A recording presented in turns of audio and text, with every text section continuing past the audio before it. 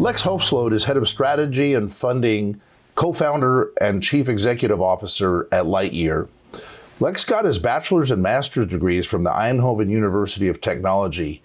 It was there that he realized that the ecosystem around Eindhoven could support taking solar cars to a whole new level. And so with his co-founder, he assembled a team of 20 students to build Stella, the car that would eventually go on to win the World Solar Challenge in 2013.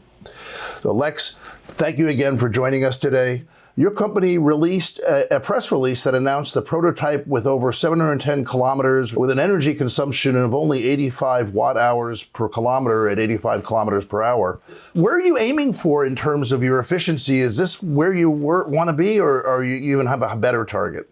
Our ultimate goal is that basically by the end of the decade, that nobody would think about charging or range anymore. The essence of making that happen is efficiency. So if you can get more miles out of the same kilowatt hour, then you can drive further in the same battery, because the sun would provide enough energy during the day to recharge your commute every day, and then basically would all amount to never having to charge anymore. In a way, it's a slope where you improve efficiency all the time, but at some point you get to this kind of magical breakthrough where cars just don't need to be charged anymore. So that's what we're striving for.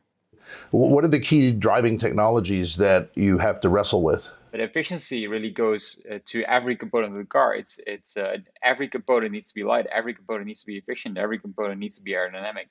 There's a few key technologies that we're enabling, and one of them is are the motors that are directly in the wheels, so in-wheel motors. So that means that you can have more freedom in the middle of the car to improve aerodynamics.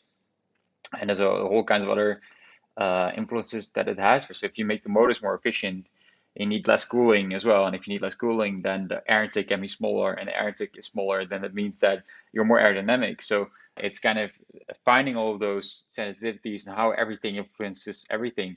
That's the essence of making an incredibly efficient car. So moving back to the World Solar Challenge, what was it about your team that made you win? Was it communication and collaboration? Was it a specific technology? Was it a vision? Was it passion? Or was it something else?